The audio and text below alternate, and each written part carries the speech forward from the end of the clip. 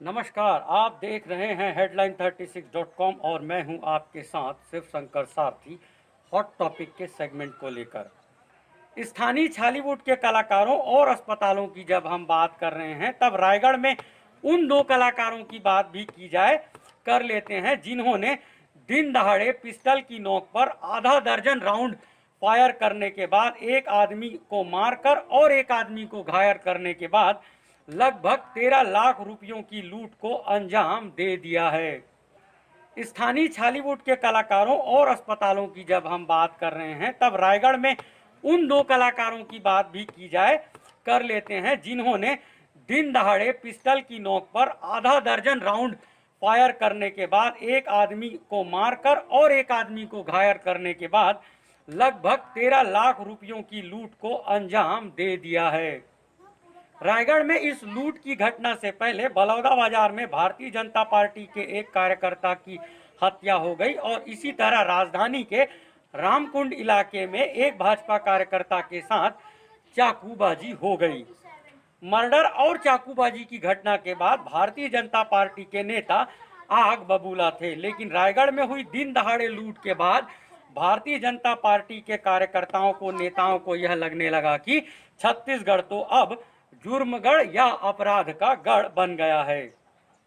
पूर्व मंत्री केदार कश्यप और राजेश मूणत का सोशल मीडिया अकाउंट हमें सबसे पहले यह बता देता है कि दोनों ही पूर्व मंत्रियों की अभिव्यक्ति क्या है। हम एक रिपोर्ट के जरिए राजेश मूणत और केदार कश्यप की अभिव्यक्ति भी आप सबको बता देंगे। चीफ मिनिस्टर भूपेश बघेल के बंगले के बाहर हुई आत्मदाह की कोशिश ने भारतीय जनता पार्टी के नेताओं को जगासा दिया है। भारतीय जनता पार्टी ने एक राजनीति के तहत आत्मदाह को कैश करने की कोशिश की और इस तरह भारतीय जनता पार्टी ने 300 स्थानों पर चीफ मिनिस्टर भूपेश बघेल के पुतला दहन का कार्यक्रम आयोजित किया।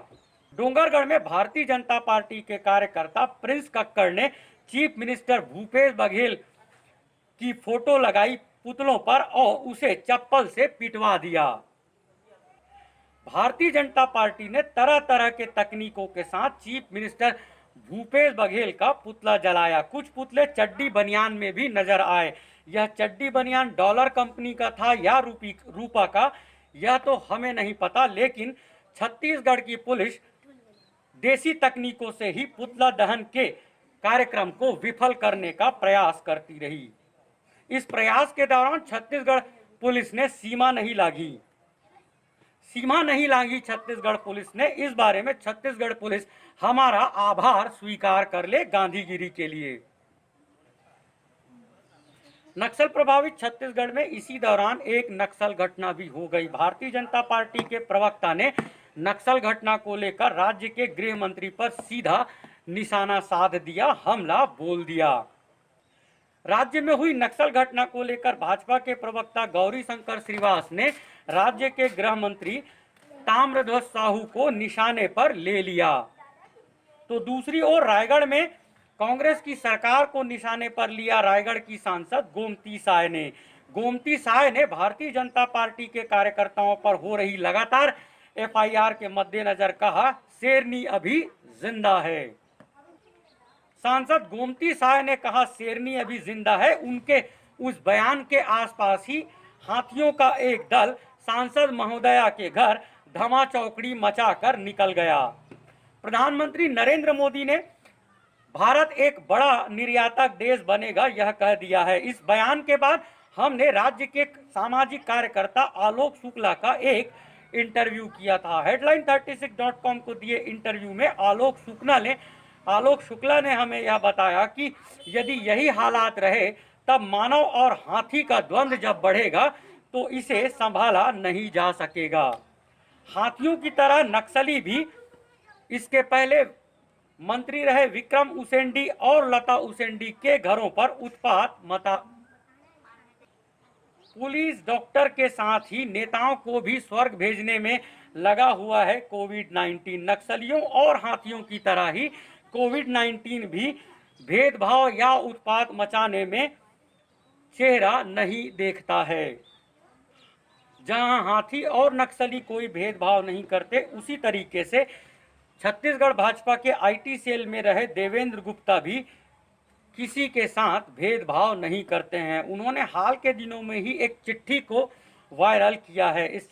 इस चिट्ठी के मुताबिक हाल में हुई 2 नियुक्तियों का संबंध भारतीय जनता पार्टी के नेताओं से है। देवेंद्र गुप्ता के वायरल चिट्ठी में श्री वर्मा और फलाना का जिक्र है। इस चिट्ठी को पढ़ने के बाद भाजपा की पार्षद विश्वदिनी पांडे ने लिखा, हमें समझ नहीं आया, जरा डिटेल में बताइए। तब जवाब में श्री गुप्ता ने लिखा, मैडम अभी आप संघर्ष करते रहिए। आप देख रहे थे headline36.com। एक रिपोर्ट देखने के बाद आप सबका बहुत बहुत शुक्रिया। सोशल मीडिया में आईटी सेल के लोग पीएम मोदी और कांग्रेस अध्यक्ष रहे राहुल गांधी की धुलाई और ब्रांडिंग का खास ख्याल रखते हैं।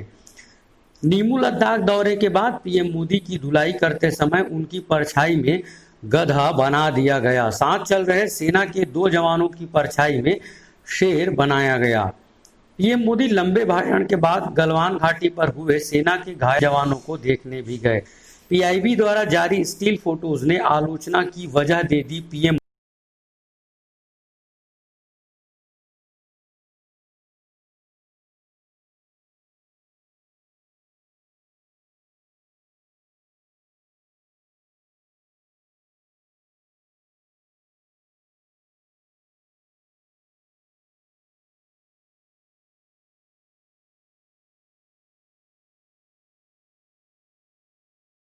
कांग्रेस के प्रवक्ता विकास तिवारी ने लिखा, आपकी वीरता से मेरी नाकामी छिप गई। शेर और गधे वाले मीम को राधे श्याम गुप्ता के फेसबुक अकाउंट में भी जाकर देखा जा सकता है। रायगढ़ में दिन दहाड़े कैश वैन लूटकांड को स्थानीय पुलिस ने सुलझा लिया है, लेकिन देवेंद्र गुप्ता के सीने में जल रही आग की वजह को भी कोई सुलझा पाएगा क्या? आग लगी है आग, भाग रमन भाग, यह नारा चुनावों के समय कांग्रेस के लोग लगाया करते थे। अभी राज्य में विधानसभा चुनाव में लगभग 3.5 साल का समय बाकी है, लेकिन आरटीओ जांच चौकियों का खुलना, रेत और टेंडर से पहले शुरू हो रहे कामों को लेकर राज्य सरकार की आलोचना हो रही है।